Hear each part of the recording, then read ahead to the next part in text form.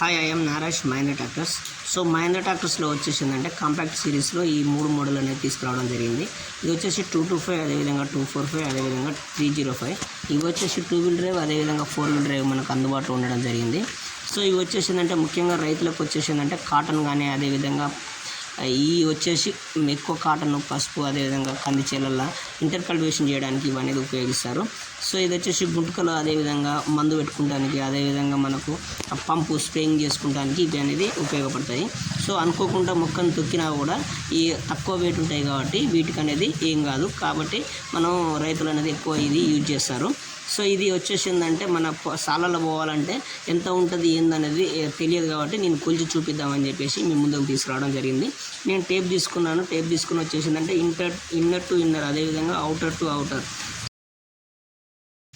మీకు ఇప్పుడు కొలిచి చూపిస్తున్నాను చూడండి. ముందర వచ్చేసిందంటే టేప్ 2 ఇంచెస్ అనేది కట్ అయింది. సో మేము ట్రాక్టర్కి వచ్చేసి గడ్డ గుంజడం వల్ల ఇది కట్ అయిపోయింది. సో ఇది అవుటర్ టు అవుటర్ కొలుస్తున్నాం. ఫస్ట్ అవుటర్ టు అవుటర్ వచ్చేసిందంటే 44 ఇంచెస్ అనేది ఉన్నది. సో 44 ఇంచెస్ నికరంగా ఉన్నది. టేప్ వచ్చేసిందంటే 46 అనేది చూపిస్తుంది. సో 2 ఇంచెస్ అనేది మేనేజ్ చేయాలి కదా. సో 44 ఇంచెస్ అనేది ఉంది. అదేవిధంగా టైర్ ఇన్నర్ టు ఇన్నర్ అనేది చూస్తున్నాము. సో ఇన్నర్ టు ఇన్నర్ వచ్చేసిందంటే 30 ఇంచెస్ అనేది ఉంది. దాంట్లో వచ్చేసి 2 ఇంచెస్ మైనస్ చేస్తే 28 ఇంచెస్ అనేది ఇది నికరంగా ఉన్నది.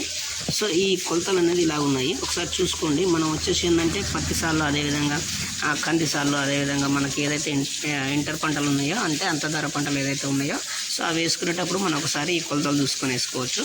మనకు జీవో మోడల్లో 2 వీల్ డ్రైవ్, అదేవిధంగా 4 వీల్ డ్రైవ్ మనకు అనేది అందుబాటులో ఉండడం జరిగింది. సో ఎవరికైనా కావాల్సిన వాళ్ళు ఉంటే సంప్రదించండి.